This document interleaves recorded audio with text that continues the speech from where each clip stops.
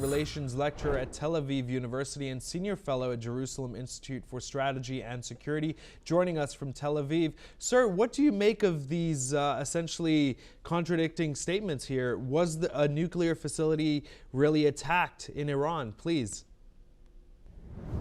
Look, one cannot rely on the so-called information of a UN agency that has consistently failed to monitor and prevent Iran's nuclear program. And of course, one cannot rely either on the terrorist regime of the Ayatollahs.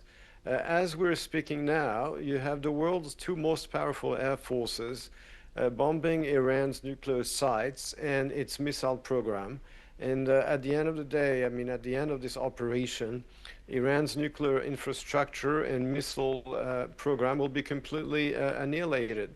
That is the fact, and it is much more important than the statements coming from unreliable sources. Sir, do you also believe that the entire objective of this operation, Operation Epic Fury, was also for regime change? What are your thoughts on that? Well, President Trump made it very clear from the beginning that his decision to use force against the Ayatollahs was also to free the Iranian people from its demented dictatorship and its theocratic regime that massacred and killed its own civilians who just demanded their freedom. So this is one of the objectives presented by President Trump. He said it very clearly in his statement at the opening of the war, telling the Iranian people that the time of freedom had come, that the American and Israeli fighter jets were in the skies of Iran, and the Iranian people had now an opportunity to free themselves from a regime that has brought only misery and terror on the country and on the region.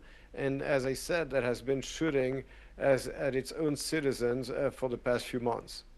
Yes, of course. Now, the Ayatollah has been shot down. He is dead, and there is a 40-day mourning now in Iran. But of course, to reestablish a new government or a leadership in Iran will take time after this 40 days. How do you see the people essentially reorganizing to reestablish this government? What do you believe will have to take place? Well, it is for the Iranian people to decide how they want to be ruled. They finally, once they're rid of their theocratical dictatorship, they will have an opportunity to choose their leadership. I hope that this country will be able to get back on its feet and have a normal government. Don't forget that this is a real country. Unlike many countries in the Middle East created after World War I, Iran is an ancient civilization. I think it has the ability, it has a very high quality civil society. And I do believe and I do hope that this high quality people will be able to finally choose a government that represents the people, that rules for the people, and does not bring the country to disaster in the name of a middle-age ideology.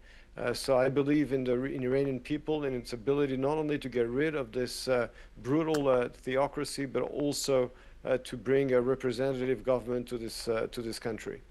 Please stay with us, sir. We'll be right back with you.